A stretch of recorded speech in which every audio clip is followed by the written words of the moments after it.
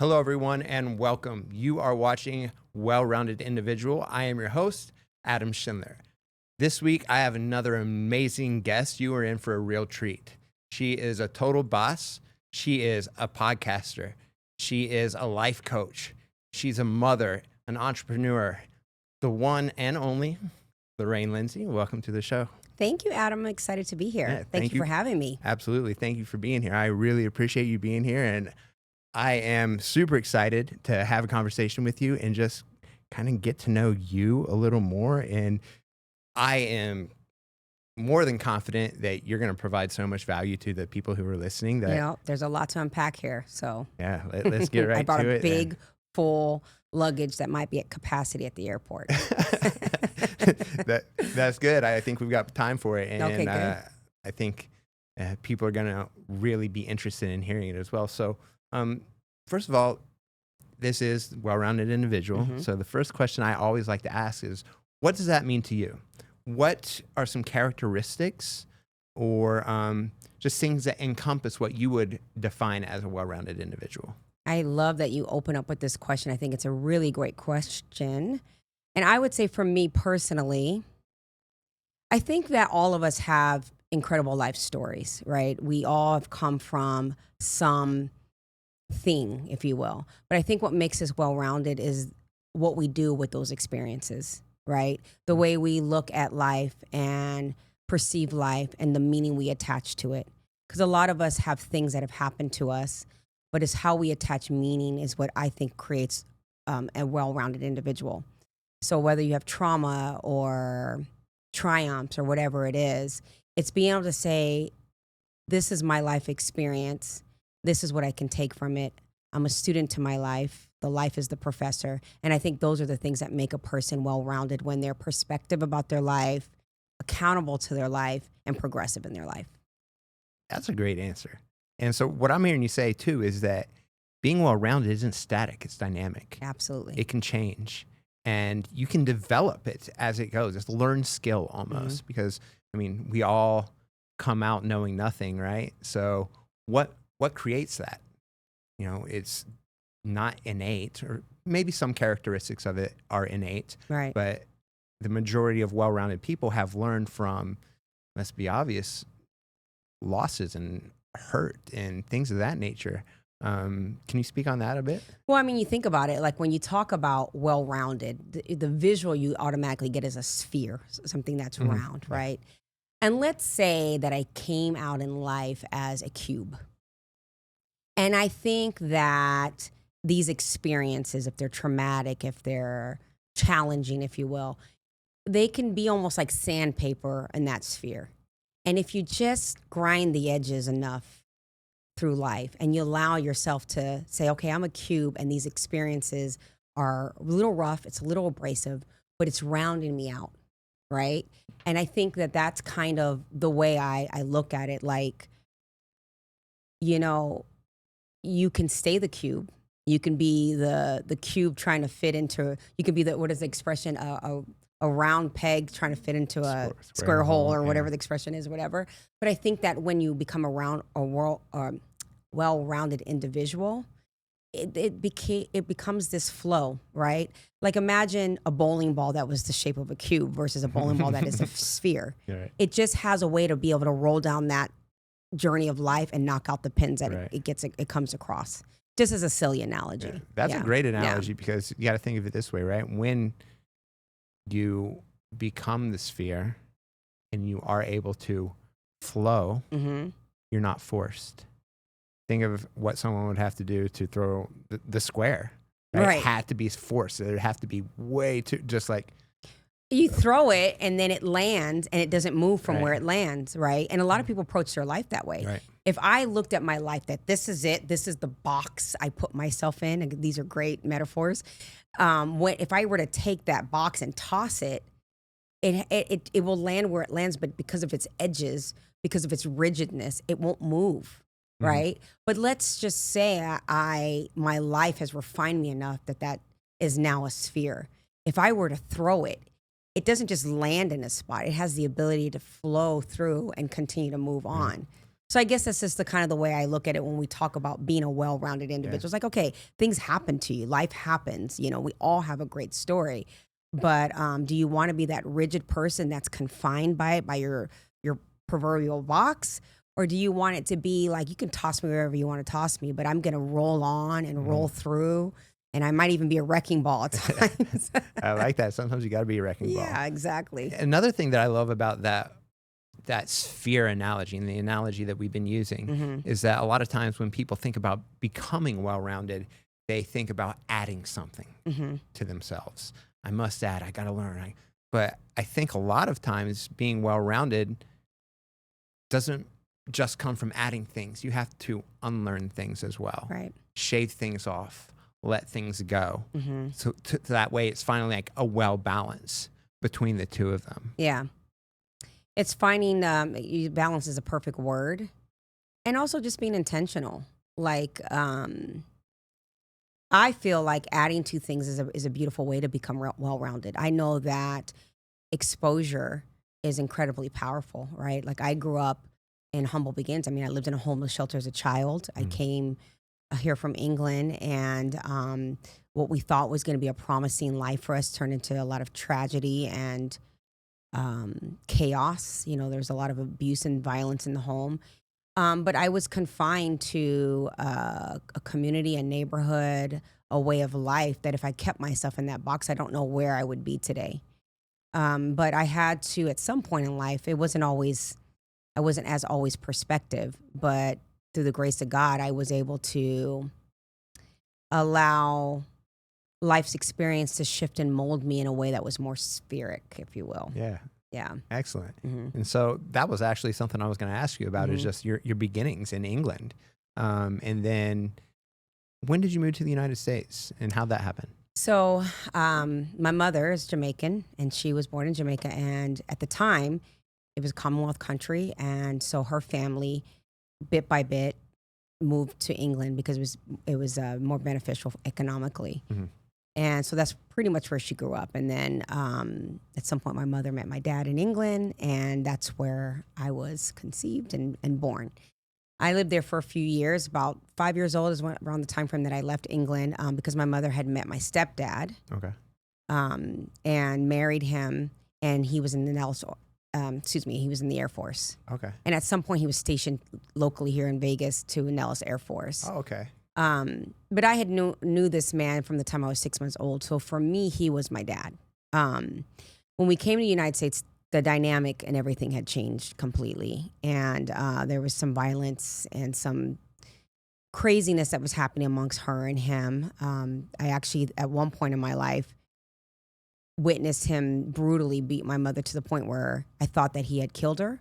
I left her in a desert and took my sister and I. And you know, he's, God rest his soul. Interestingly enough, we talk about being well-rounded. That was their dynamic, right? And as a young girl who admired him and loved him, not because of what he did, but because who he was for me, there was this compartmentalizing that I did. It was this thing where I saw him as this vile person to my mother, but my hero to me, because he was a very different person to me. And then tragically, he took his life when I was about 10 years old. And that significantly changed the dynamics of my family, and specifically my mother. Because regardless of all of the abuse that was going on at times, she really, really loved him. But she also came to this country with no family, nothing. So she clung to him as family. And the unexpected loss was devastating, especially due to the manner of the loss. And again, those were paradigm shifts in life as I was 10 years old when he died. And that changed my trajectory. It changed the way I looked at things, the way I understood men even. Not understanding at that time, but as I became a young adult, the relationships I attracted, the abuse that I ultimately got into, I didn't realize I was that box at first. Right. And I was confined to familiar energy and things, thinking I would never be that girl, and became that girl. And it wasn't until I became well-rounded that I was able to make radical shifts and changes for my life. Right. Yeah, I know that was long-winded, but that's it. I mean, but thank you for sharing that. Yeah, first course. of all. Second of all, I'm sorry that all that happened, but it seems like you've come out of it so much wiser and you've learned a lot from it. I kind of want to branch off into talking about how you mentioned as an adult in relationships that you have gotten into, because I have women in my life who also have done the same thing that I'm related to, because of poor male examples. What would you now, how would you coach you back then on how to choose better? It's a great question. And, I am a coach now. I've been a coach for 10 years. And I've done a lot of personal development coaching, self-love coaching in the beginning of my practice of coaching. And it's a great question that I first asked myself, and then I ask clients of mine. So I think it's an excellent question. I think the biggest thing is the starting point is to know your point of reference as to who you are. I think when I got involved in a toxic, abusive relationship in my younger days, I had no sense of self. I thought I did. I certainly had the arrogance and the youth to think that I was invincible. And at that time in my life, I was a young, beautiful girl, and the kind of relationships I attracted, it kind of had men wrapped around my finger, so to speak, right? Until I met a relationship, or came into a relationship where I was greatly challenged, and me being a beautiful woman it was no longer a pedestal for this person. It was more like somewhat of a threat, if you will. There was too much attention, and so there was this need for control that came from that. Like an "oh, you think you're so good" type thing? Just really belittling and really verbally putting me down and shrinking me, and me starting to believe it. And so I would say to those that really need to understand is, and again, I'm going to go back to the box thing. It was me. I didn't have a sense of self. So the woman that was choosing that dynamic, those kind of relationships, didn't know who she was. So whatever was being fed to me, whatever was being told to me in the beginning, because in the beginning it was blissful and amazing and all of the sweet nothings meant everything to me, I started to distort my reality. What I also didn't know was the power of pathology. I didn't really understand that those dynamics of how I grew up and the things that I witnessed, because it wasn't just my dad. At 10 years old, up until that point, witnessing abuse, I had seen my mother being brutally attacked by partnerships over and over and over again. And me being the oldest of my siblings had this chip on my shoulder that is never going to happen to me. Right. I will never be that girl. And I became incredibly and fiercely independent because of that, not wanting anybody to get close to me. I also had experienced an incredible amount of loss in a young age. I mean, my best friend was murdered when I was 16 years old. And that was another paradigm shift for me. And so, again, all of these things are shaping and molding you, So you can be well-rounded or you can be a wrecking ball. And at one point, before I used my experience as a tool to give me progress in my life, I was a wrecking ball. I became very angry. I became bitter. I became resentment. But I didn't know who I was, and I didn't quite understand that it was all of that dynamic, all of those things I was experiencing that was creating this angry, bitter, shut down version of myself. And so with that person, that wrecking ball that she was, I mean, that vibrational level attracted a certain kind of person. Right. And so the place to start was like, well, who was I and why did she choose that person? And when I got out of that situation, it has started off as being a situation where I was really blaming them. And the hardest pill that I ever had to swallow when I finally got my healing, when the healing really started to come into fruition, was realizing that this person wasn't betraying me as much as I was betraying myself. That I needed them to be something that they weren't. And they had their own pathology and things, that the dynamic that came together was going to be explosive. Right. And then I had to learn compassion. Not to say it was acceptable or that it was deserving, but to say you chose him just as much as he chose you. What's worse, the drug dealer or the drug addict? Yeah, I mean, That is a great way to put it. Yeah. And I'm glad that this is coming from your perspective as well, because it's easy for an outsider to say that. But for someone who's been through it and talking about their own personal experience, to not only recognize that, but then also have the ability to say, I had a part in this as well, is awareness on another level. And it was an accidental awareness. Let me be honest. It wasn't like I was this, Moses in 40 days and 40 nights or whatever, or 40 years or whatever it was in the wilderness. It wasn't that. As I got sick of my own self. Yeah. I got tired of the pain. I was addicted to emotional pain. Right. And I didn't realize that. And I was victimizing myself, and I wasn't moving. I was literally the cube. Right. I had been thrown out into this thing and I wasn't moving. And the epiphanies and the awareness came from pain. Right. It was like, this is how I'm thinking and feeling about this situation is not helping me. Right. If anything, because I was in a victim mindset, if anything, it was making it worse. Even when I read books and go to church and all the things I was doing to seek my healing, because I was always in some way mindful, and I was very proactive to get out of the pain. Mm-hmm. But I had a mantra that I believed, and that mantra was, I'm broken. So it didn't matter what I read and what I listened to. I was looking for confirmation in that pain. Right. And so I wasn't growing, and I had to let that go. And that was hard. And that's got to be a difficult thing to do. My mom is Southern, and she has a saying for that too. She said, some people just like to sit in their own dirty diaper. They do. And that makes a lot of sense. Yeah. But, Well, because you get rewarded for it. mm, You will find your tribe that will feel sorry for you. You will find people, they're like, oh my God. And they swap stories. You're bad? That's bad. Well, listen to my story. Oh, your story? That's nothing. And you just find your tribe of painful people. who aren't really listening to you, but just trying to one up just you. one up. Yeah. We're exploiting each other's pain. Yeah.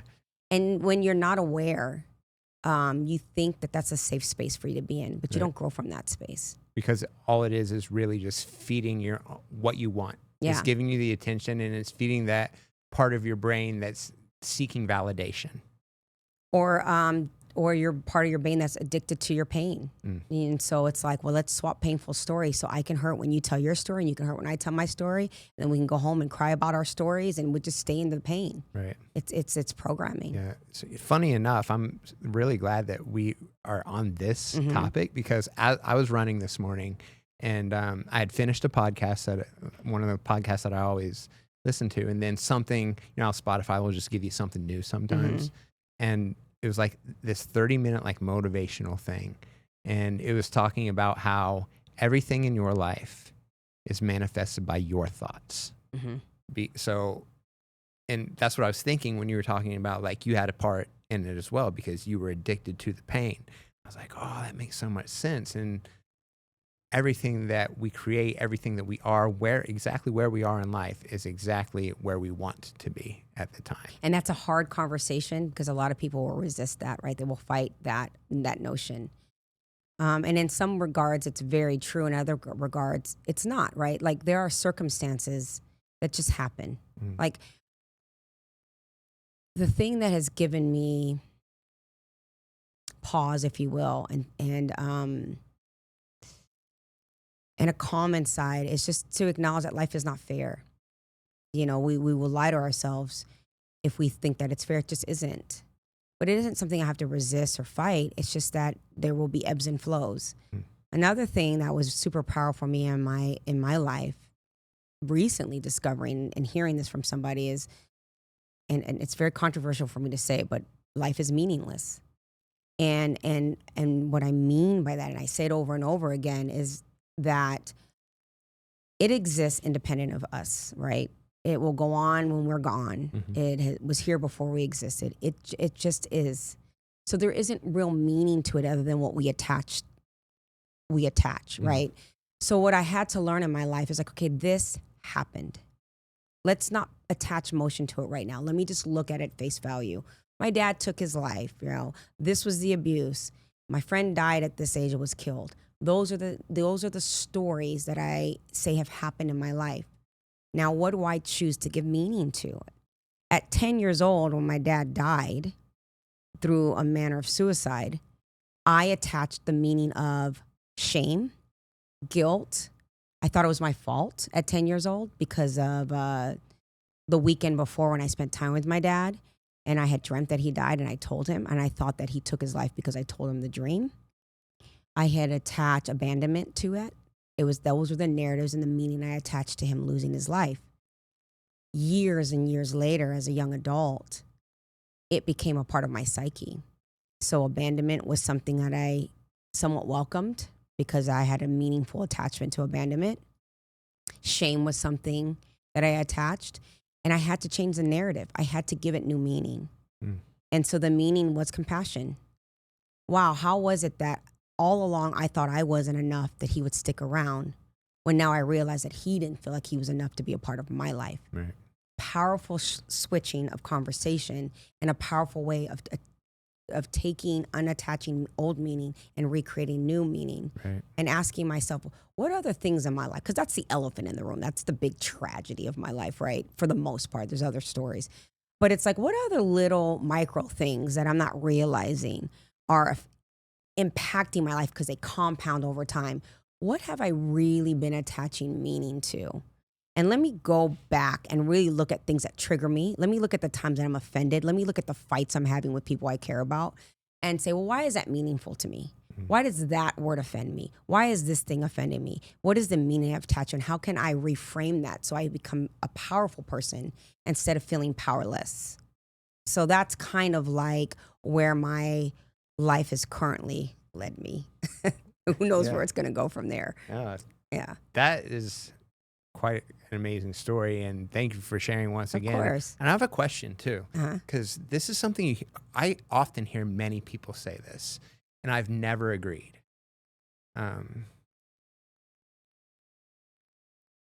The majority of people who commit suicide are men.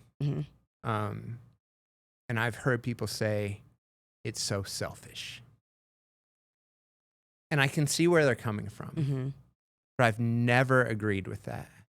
I've never agreed that it was so selfish that you hurt so much that you couldn't be here anymore, or didn't want to, or didn't choose to be here anymore.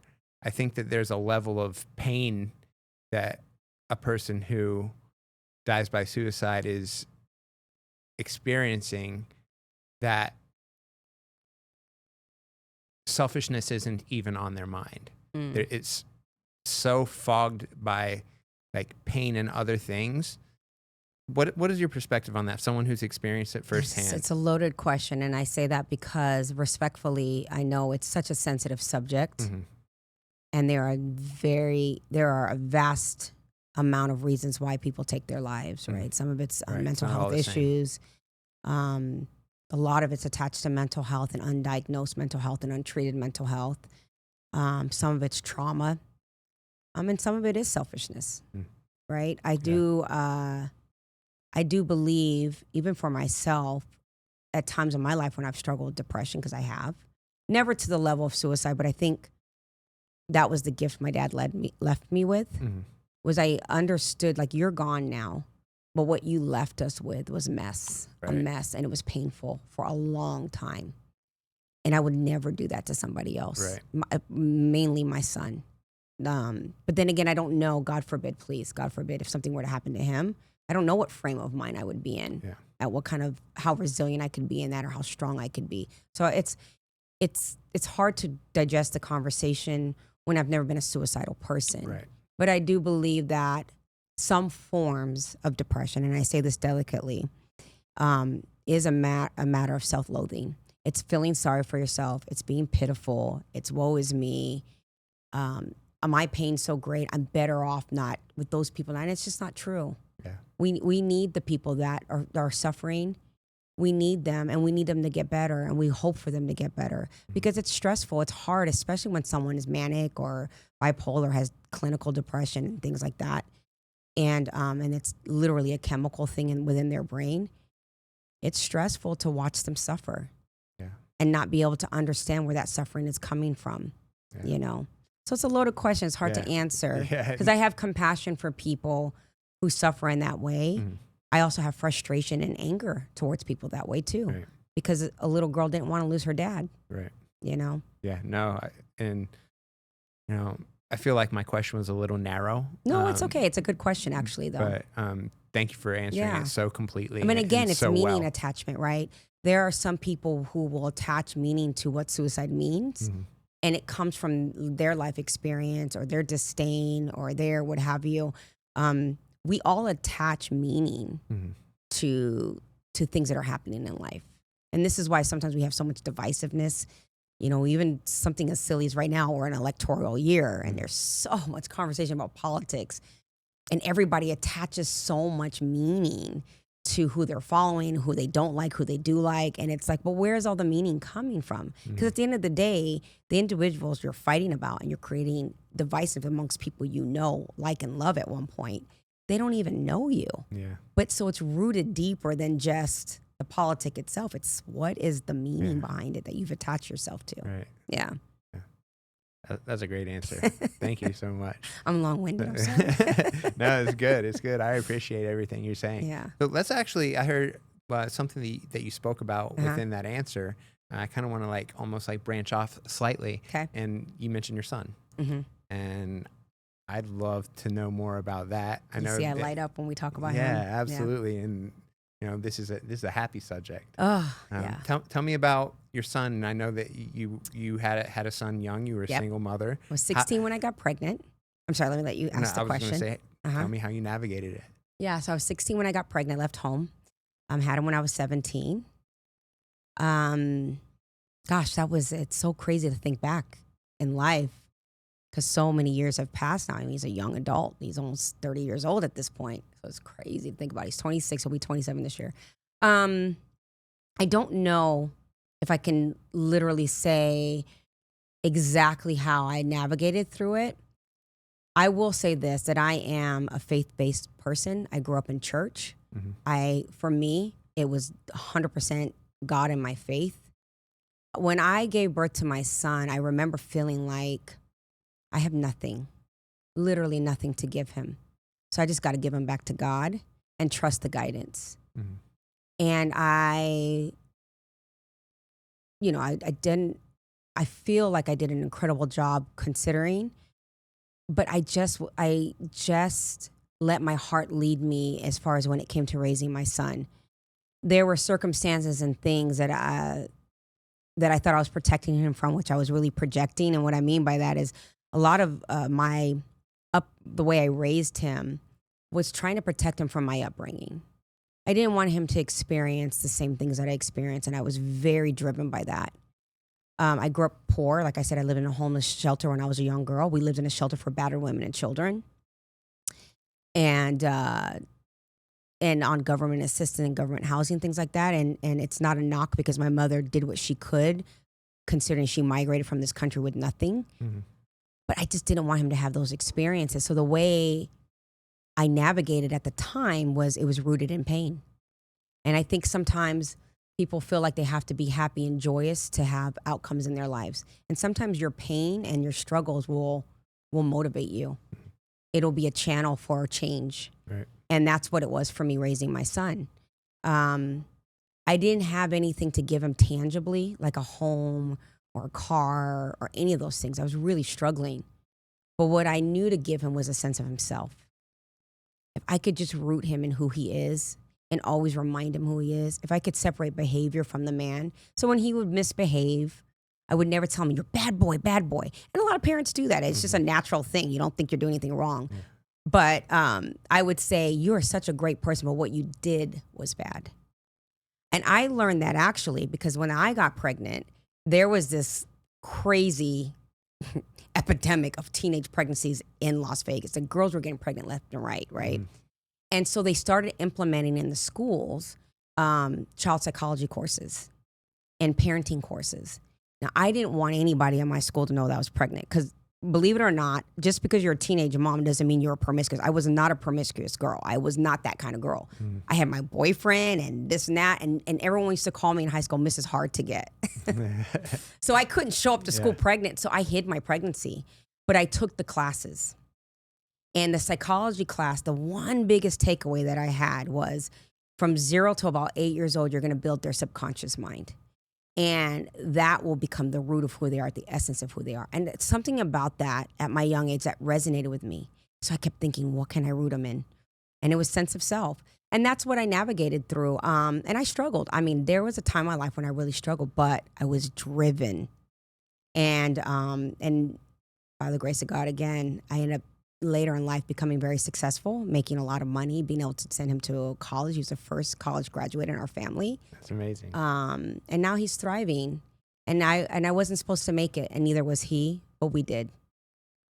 So that's amazing, and the credits to you. Thank you. And in fairness, I know I'm rambling, but if I could say this, one of the big things too also is because I didn't have my dad in my life. Regardless of my son's father and I, we split up when he was 9 months old. And it was amicable, actually. But I never wanted to get in the way of his relationship with his son. So regardless of our indifferences, I always left an open space for him to be the father he wanted to be. Mm-hmm. And I feel like my son is well-rounded, going back to well-rounded, because I allowed the tribe to raise him, not just me. So I was a single mother because I was the predominant parent. But I have to give my hats off to his dad in fairness because he was very much a proactive person in his life despite our youth. We set our differences aside and we let not just the two of us, but the tribe that followed us be a part of his life. And I think that was very important as well. That's amazing. And that's a really, really mature decision for I don't know where young that came people. From. Yeah. Right? And it's a very selfless decision because, you could think like, no, mine, I want my way type thing. But for the greater good, I don't want to say right or wrong, but you did what was best. Yeah. And also, I'm a firm believer. I have a son, and boys need dads. Absolutely.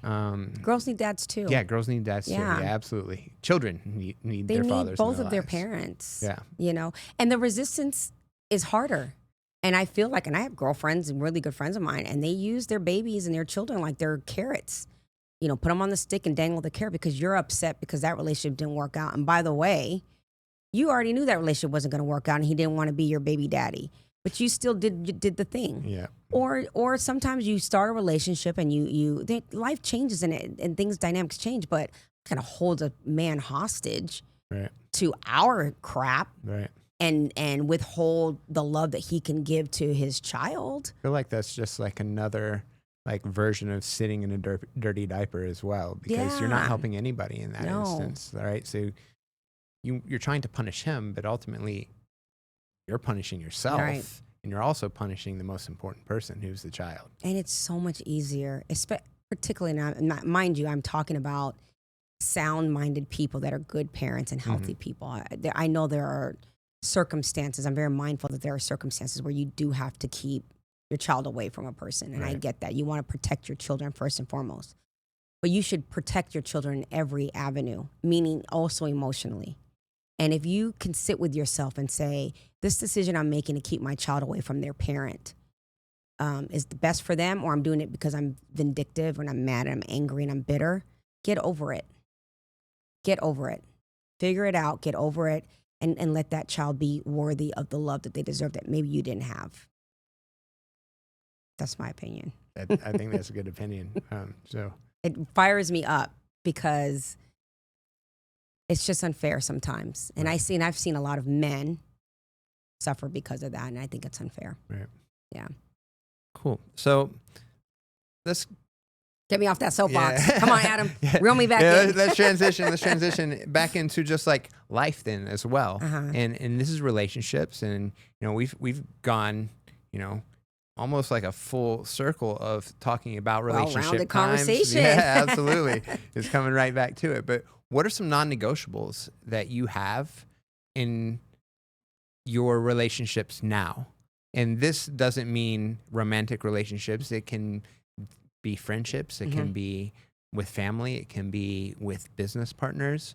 What are some things that you look for in a partner, no matter what their role may be? I love that question. What a great question. Number one, integrity. I need integral people around me all day long. That is important for me. What I've learned is that standards are more important than expectations.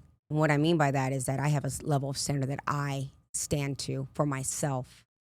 And I don't want anybody in my space that isn't not at least at that level of standard. Because then what happens is you create expectation. You expect people to be at the level of standard you are, and then you end up disappointed in people. Right. And I don't mind disappointment because it comes. And sometimes you won't know that right out the gate until you get involved and you get to know them. But first and foremost, people can BS integrity and you can be fooled by it. But eventually what you do in the dark comes to light. Absolutely. But integrity is very important to me. I think that people who have a strong sense of themselves as well, and they are giving and abundant, they understand their abundance. I definitely, those are non-negotiables for me. People who are self-loathing or self-deprecating, I don't really have much patience for them. I get it comes from something, but I don't want to be around it. And also something that I've learned in my life is to have very, very distinct boundaries and not apologize for that, you know? And that's another thing too. And I had a really dear friend of mine tell me this when I was struggling with a friendship of mine that was dissolving. And he said, you know, and I don't know where he got this from, but he was like, you know, look at life like a bullseye. And there's the center of the circle. Again, we're going to play on this well-rounded concept, but there's the center of the circle, and it's so small. But who you keep in that bullseye space should be very selective. And if you're lucky in life, right, you'll have maybe 5 people that are confidants that will fit in that circle, if you're lucky, right? Everyone else has to find a new place in that bullseye. And it changes over time. Some people are in the circle here, and then they move out of the circle here. And you just have to be, again, grounded in who you are, understand the season you are in your life, and where that fits without being self-righteous about it. You know, I don't have to dismiss everyone in my life just because they're not on my quote-unquote level. Yeah. But proximity is power. So Right. I have some non-negotiables when it comes to who I keep very close to me. I think that also allows people to recognize and grow into a person who can be at that level as well. Because if there's someone who I believe isn't at that level, you're not at my level yet, I can give you nuggets here and there, but you're not going to be allowed inside the gate too often. So it can give incentive for improvement on others as well. Would you agree with that? I do. And I'll do a little caveat to that. It's openness, right? I think, to go back to the well-rounded thing, I think when you talk about the people you keep around you and your proximity to people, I think you should be well-rounded in that as well. Meaning there are some great like-minded people that I surround myself with, okay? But I can't only surround myself with like-minded people, because if I'm in a room where I'm the ceiling and I hang out with the like-minded ceiling people, then I will see the people on the floor and that'll be it. But in a next room, I could be the floor and somebody else could be the ceiling. So I think to balance out your life, if you have open people have an openness and a readiness to grow and to progress. We may all do that at different paces. So I might be in a room where I have like-minded people who are perceivably beneath me. And I hate that, it sounds negative, but people who aren't where I'm at. And then also people who are way above where I'm at. Right. And I think to keep you grounded and rounded, you have to have a dynamic of all those people, provided that they have an openness to grow at whatever pace that is. So the people that are the ceiling and I'm the floor, do they have an openness to help me level up? Because I'm open to level up. And vice versa, I can pay that forward to the people behind me, because there's always going to be that chain and that movement amongst people, but you have to make sure you're around people that you're not dragging through it. Because I can tell you some of the biggest mistakes I've made in my life is to be with quote unquote like-minded people. And when I'm ready to get in the rocket and hit the moon, and I'm like, come on the rocket with me, get on the rocket with me. And they're like, negative, that's your rocket. I don't need my rocket. Go get your rocket. I got my own rocket. Oh, you think your rocket's better than mine? And it's like, wait, I thought we were just trying to get to the moon. Yeah. You know what I mean? And so you start to realize like, oh, this is not a like-minded person. They're actually kind of closed-minded, and they're competitive, and they're being jealous, and realizing that, and it's painful. Yeah. I actually find myself quite oblivious to that sometimes, because and this is a character flaw of mine. Is it a flaw? Tell me what it is. Let's see. Let's dissect this. Is that when I recognize that someone has that type of characteristic, whether it be jealousy or negativity. I like listening to other people who don't agree with me because I like to learn. Well, that's good, your And perspective. I'm not married to my ideas. Okay. But as soon as I find like the negativity or like a desire to fight about something or a desire to like cause conflict where there should not be, I'm out. Are you just like literally fleeting? You just out? You just shut down? Are you a shutdown person? I'm not a shutdown person. Okay. I'm like, we're done. And I wouldn't say that I'm closed off from redemption, but not with the same type of approach that the shutdown came from, right? Whenever I find the negativity or that type of jealousy or attitude towards me or anything that I love and want to create, then it's a no. Yeah. It's a hard no. That's your, what was the question you asked me earlier?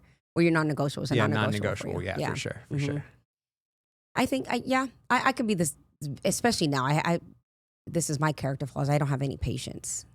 So, but I've also had to learn that it is a flaw of mine, and that there's some people, there is some grace that's required, but it has to come with a hard conversation. Right. I will give you grace temporarily.